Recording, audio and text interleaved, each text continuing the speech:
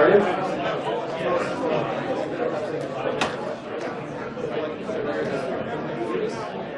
So first, I'd like to welcome the Blue Teamers back into the room. Thanks for joining us. I'd like to thank everyone for hanging out for 5 hours. Have you had a good time today? Yeah. Great job. My name is Mark Baggett, and it is my honor to give you the last talk of the day. Last talk of the day, it's not necessarily blue team, not necessarily red team. It's a little bit of red team, but it's mostly a collection of interesting research that scares me.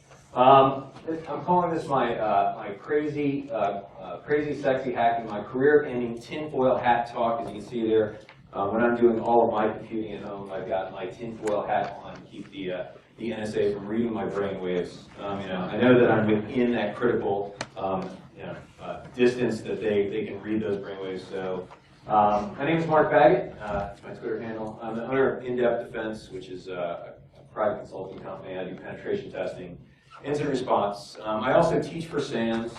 I teach their offensive classes 504 and 560.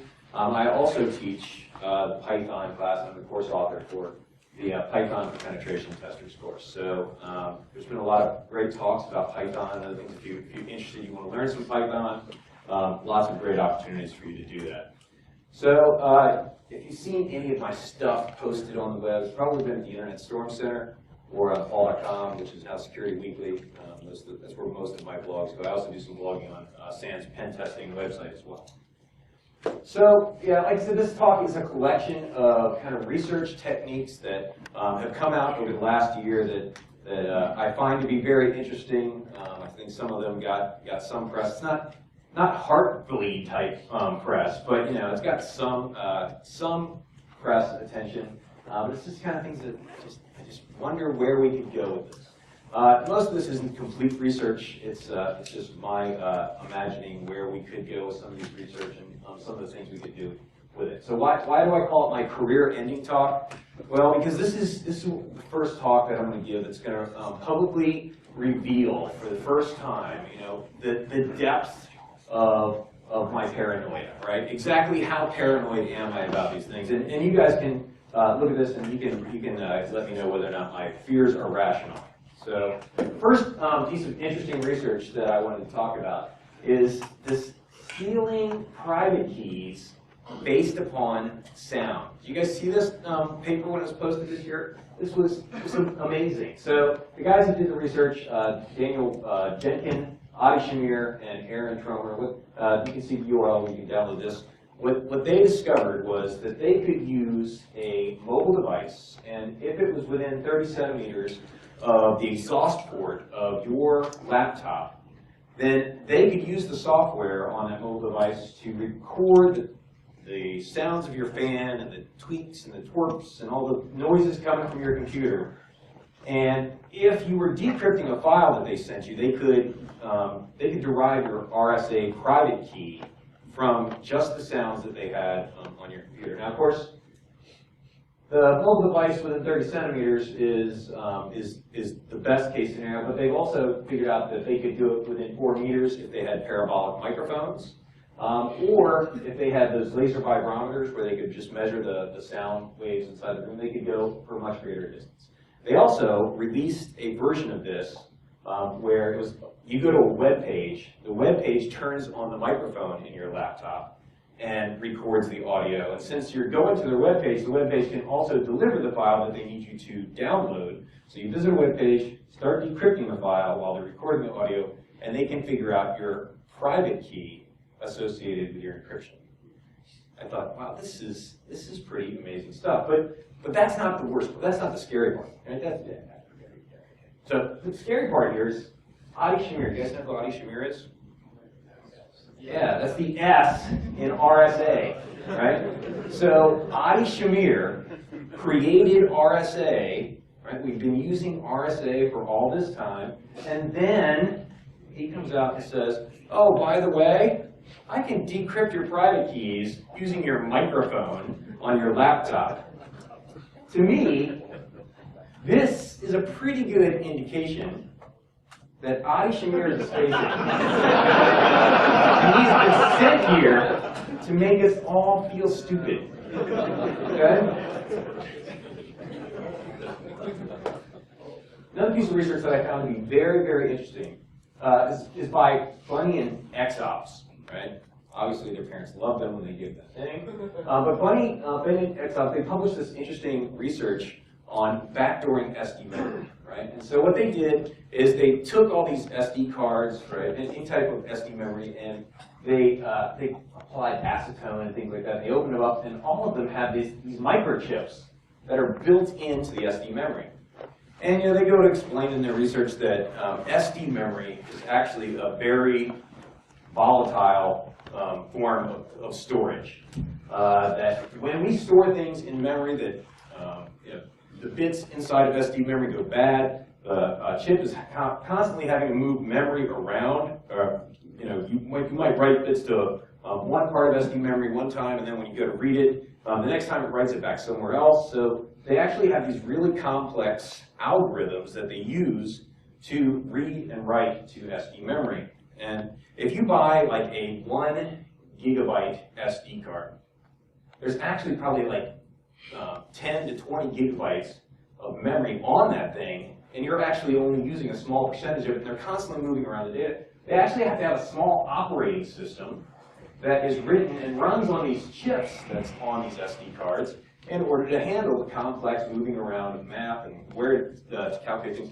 They went as far as to say that when you are reading from an SD memory card, that you're not actually reading your data, you are reading a probabilistic representation of your data when you read from these things. Now, where do we have SD memory cards? Well, we've got SD memory cards in our cameras, in our phones, our laptops. As a matter of fact, this is becoming the memory that we use in everything. And for each of these things, there's this little chip that controls everything that's being read from and written to our hard drives, our phones, our everything. So they said, I wonder if we could rewrite that operating system and do other things with that little chip. And so they did some experimentation with that, and they were able to basically create a little hello world application that they were able to compile and get on this thing. So what is this thing here? Yeah, this is the only known compiler for SD card operating systems. It is up on a Chinese website, right? So you have to go in and write the operating system inside NC, and then you can run this thing, you can compile it, and then you use this to load your operating system onto these things. So there's one website, and it's got Chinese applications on it. Now, if you're here, you work for the NSA, and you haven't already replaced this application with your own, then I would like some of my taxpayer dollars. Think about this, right? You're going to replace the operating system that controls everything that's read and written to the hard drives of every laptop, every mobile device. This is kind of scary to me. So what kind of things can you do? Well, you can't go one, you can only affect what's read from the hard drive or written to the hard drive. You can't access the memory of the computer or anything from the operating system. But who cares, right? That's all you need, right? You want to go and run an executable from the hard drive? Well, they can control which executables you're going to actually run. They can modify those executables when you go to run those things. You want to read information from the disk, they're going to control what is read.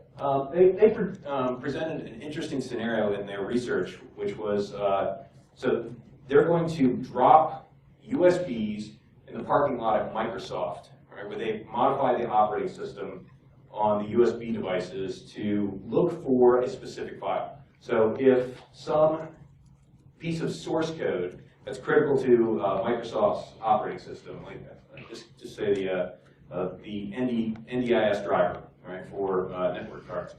When that piece of source code is ever written to the USB device, well, it's going to modify that source code to create a buffer overflow condition or some backdoor, so that when you have two developers at Microsoft that move that file from one machine to another, they copy it on the USB device, they backdoor the USB, that piece of software as it's moving from one computer to the next, and then copy it on the other computer, and they insert in backdoors. into the computers as they move things around. So this is pretty scary stuff, in my opinion. That our phones, right, our laptops, we don't necessarily know, right? How are you going to detect this, right? Your antivirus software scanning your hard drive? No, it's going to be very difficult to detect this. So I thought about this and I thought, oh my gosh, is it possible?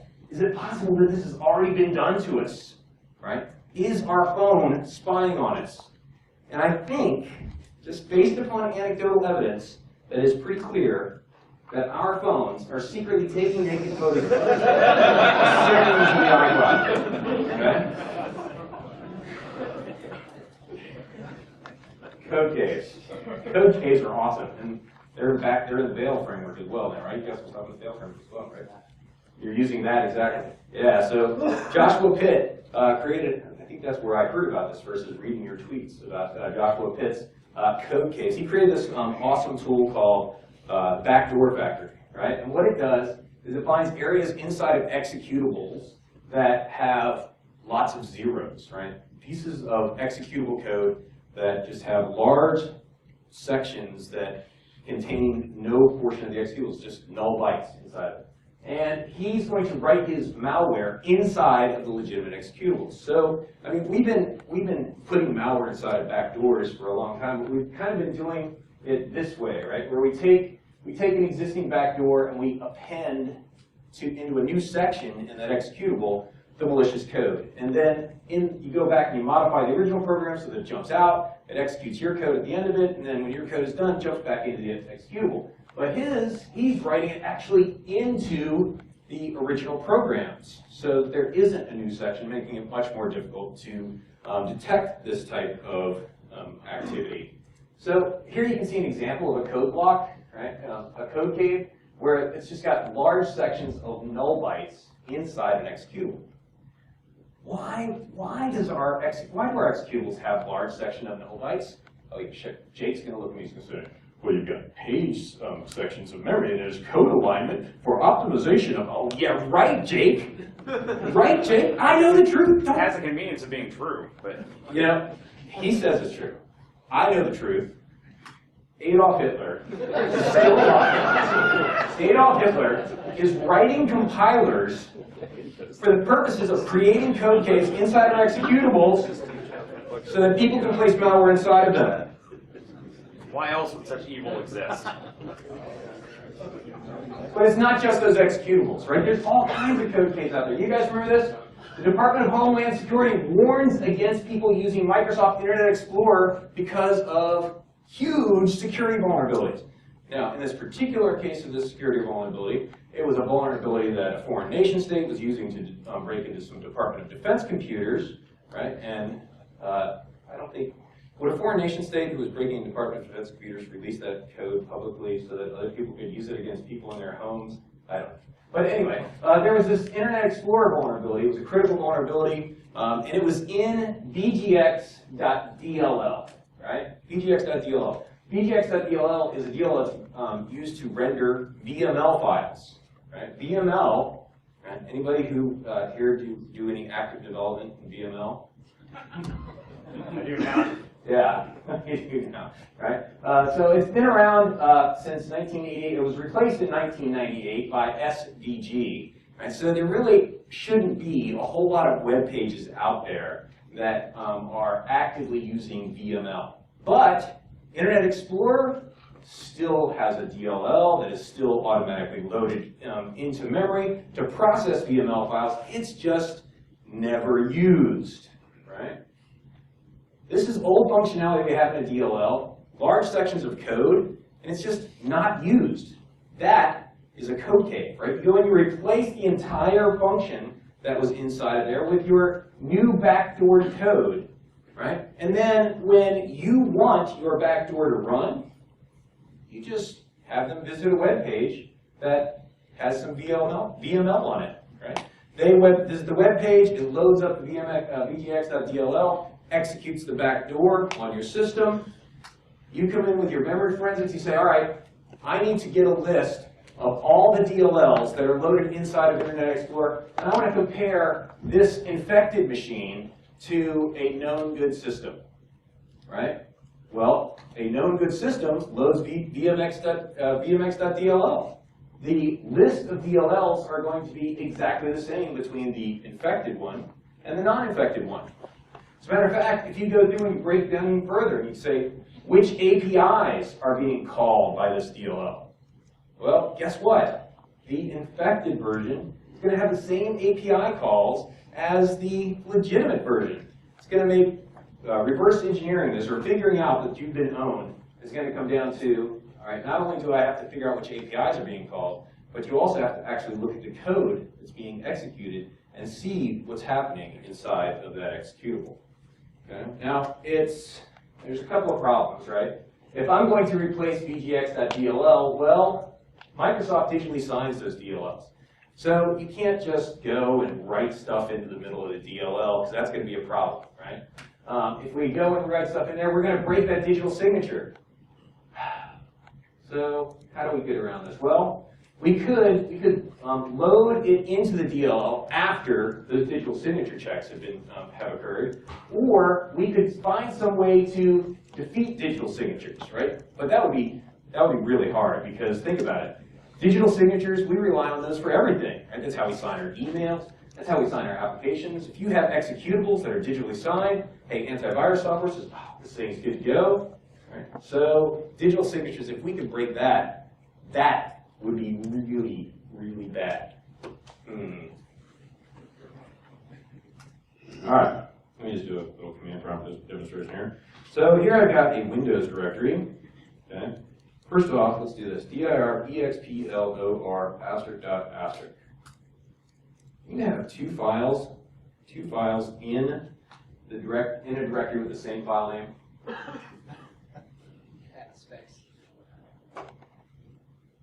What's going on here? I know some of you guys have seen this as I demonstrated in a Python class I was doing recently. What's going on here? Got a space. I got a space after one of these. So this isn't explorer.exe. It's explored, well, one of them is explorer.exe.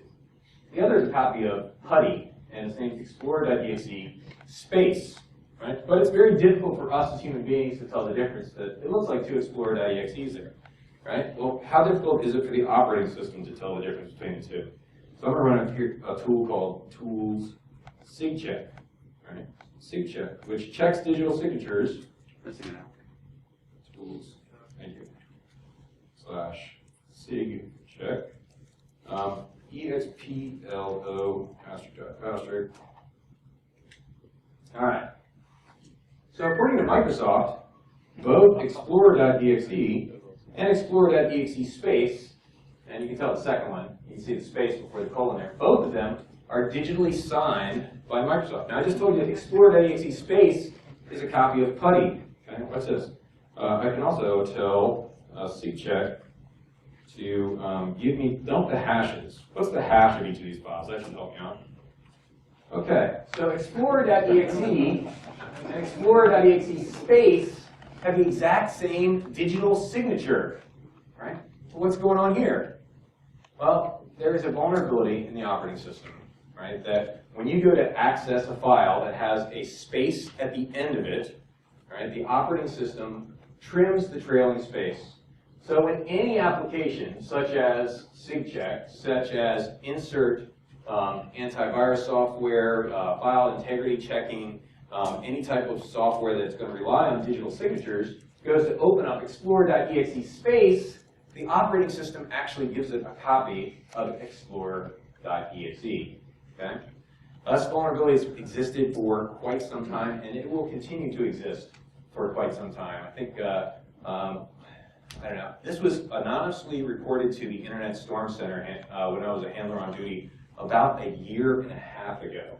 And I started working with Microsoft, letting them know that this vulnerability existed.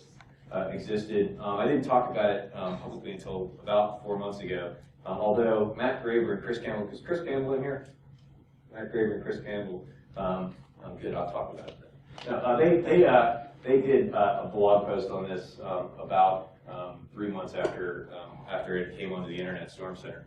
So this is a vulnerability, and this is a bypass of digital signatures. So not that we could necessarily use it in that same way, but it is interesting that you can do that. I've got one more. How about bypassing it or shimming those DLLs after the executable has been loaded?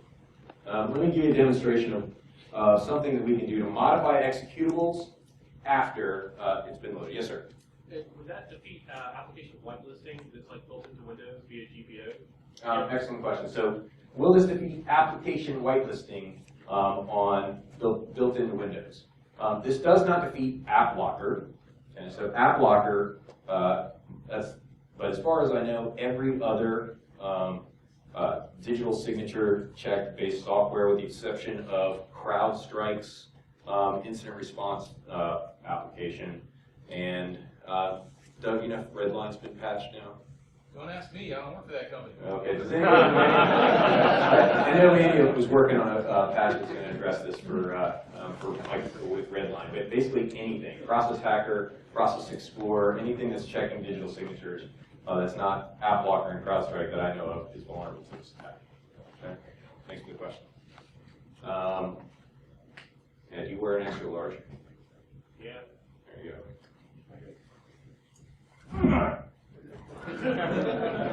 Thanks. All right, so the other option is to get my stuff loaded into the executable after the security checks have already happened. So let me demonstrate a way that we could possibly do that. So you guys know, here's cmd.exe. If I would take cmd.exe and I run it, and here I'll do a color F0. You can see this. If I do a who am I /priv on this, you can see that if I just run a command prompt, I don't have very many privileges on my machine. Even though I am an administrator on my computer, the privileges that I have under my account here are limited. Right?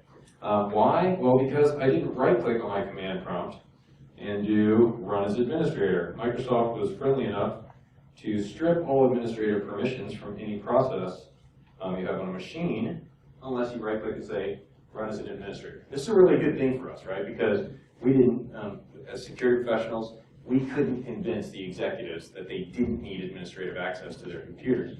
So this is a really good thing. But when they did it, right, you got all kinds of things on your machine that need to have administrative permissions on their computer to operate. And this UAC prompt comes up, Vista comes out, and everybody's like, oh, don't use Vista because you got these constant pop-ups and all these other things that are constantly going up on your machine. So you got this UAC prompt, which drove people crazy. All right, so I'm going to click yes on my UAC prompt, and here I do a color F0, so you can see it. I'm going to do a who am I /priv.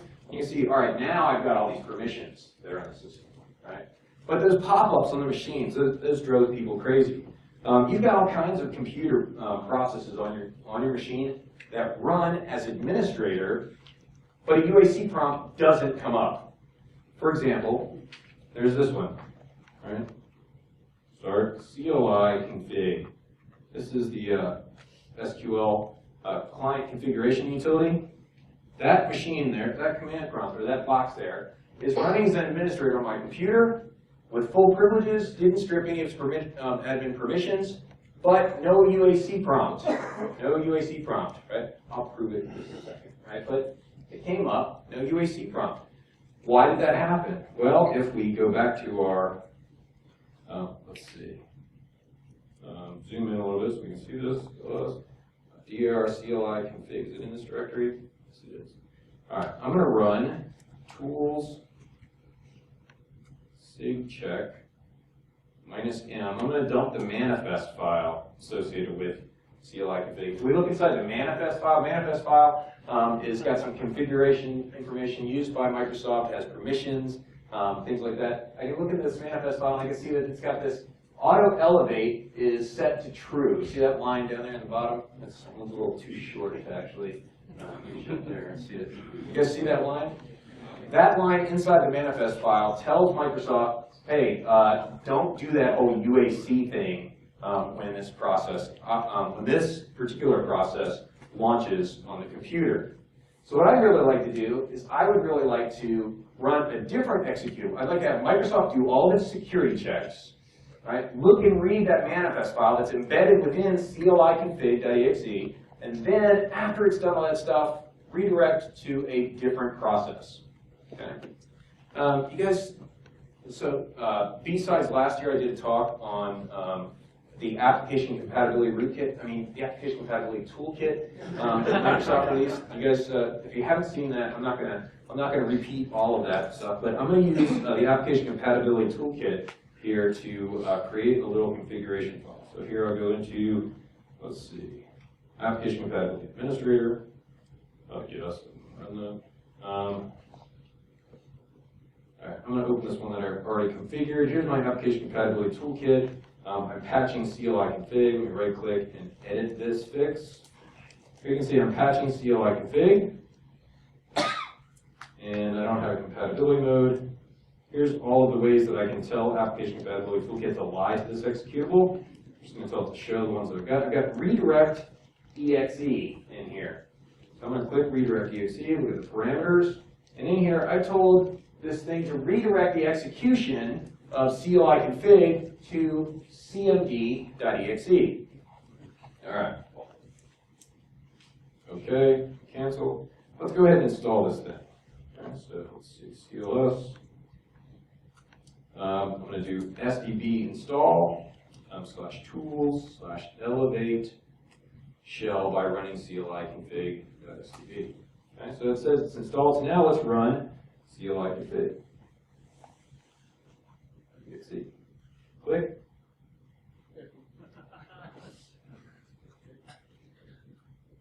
Oops, color F0.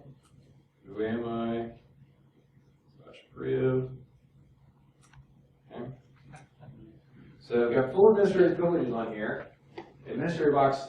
Wait a minute, did I click a UAC prompt? No. I did not click a UAC prompt. So what that means is it read the configuration for CLI config, right? It applied the manifest that's associated with CLI config. Then after those security checks had been done, it redirected to command prompt. I have a command prompt. So it's a UAC bypass. Yes, sir. Does installing the shim require administrative privileges? Does installing the shim SDB install require administrative privileges? Yes, it does. From a UAC prompt, let's say SDB install also has auto elevate set to true within the within its manifest file. Yeah. Okay. So after the checks were done, then it loaded and did the redirection of the executable.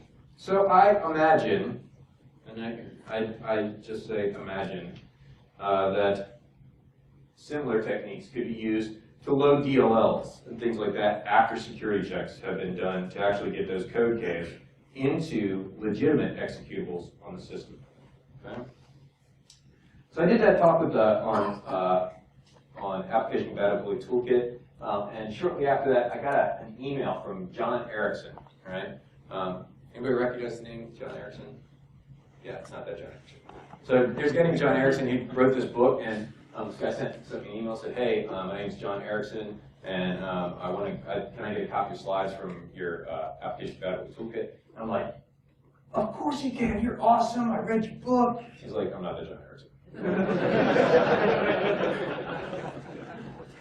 But as it turns out, anybody named John Erickson must be a complete genius, because this guy, what he did is he took the research that I had initially done and he went much, much further, and I hate John Erickson, right? Because he did it better than me. So what he figured out, he reverse engineered the SDB process, and he figured out that these SDB files have a section in them called patch bits, right? What patch bits is have you guys ever seen Microsoft fix-ups? Right? You can download a Microsoft fix-up and apply it to your machine, and somehow it magically makes vulnerabilities in our computers go away.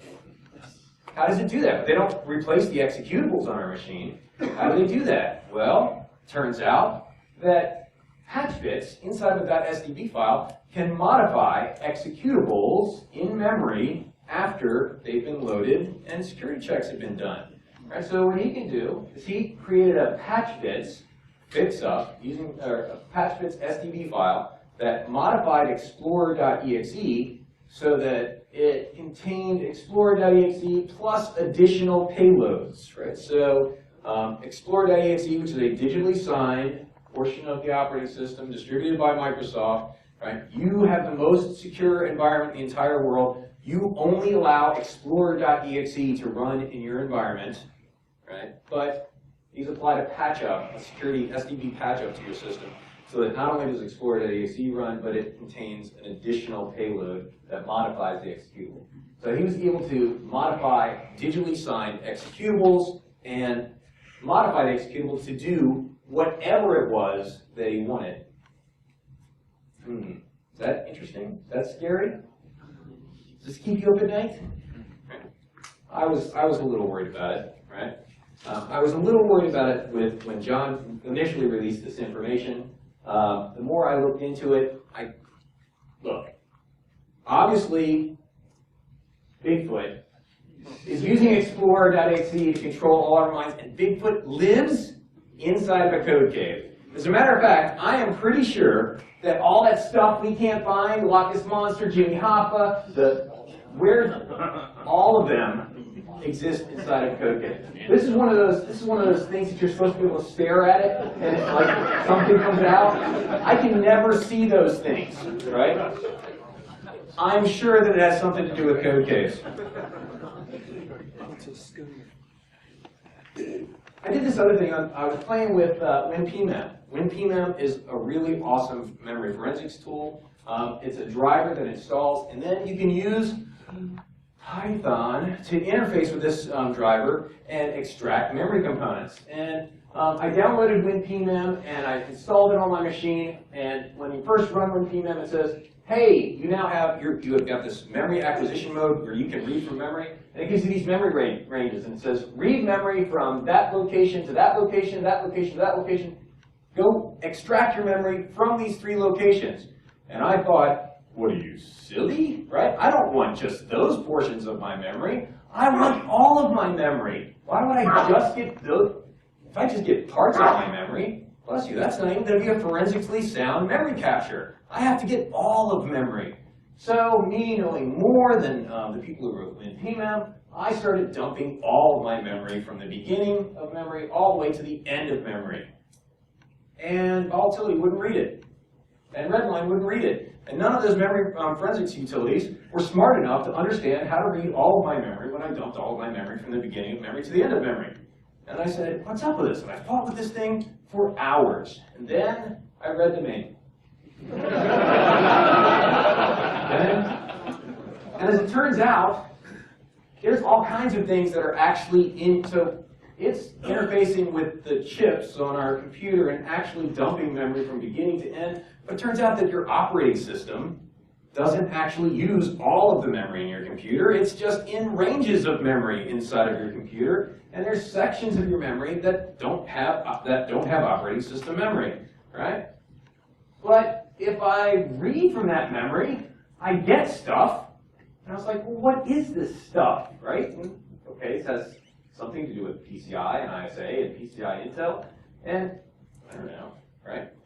Well, so once again, I went back and I read the manual, right? And it turns out that, oh yeah, so we've got like shared video memory. Right? Shared video memory is memory that's in your computer, and the video card, right, takes its operating system and it writes it into your RAM in your hard drive. So when I was dumping all that other stuff, I was dumping video memory and PCI resource memory and stuff that is associated with other hardware on my computers.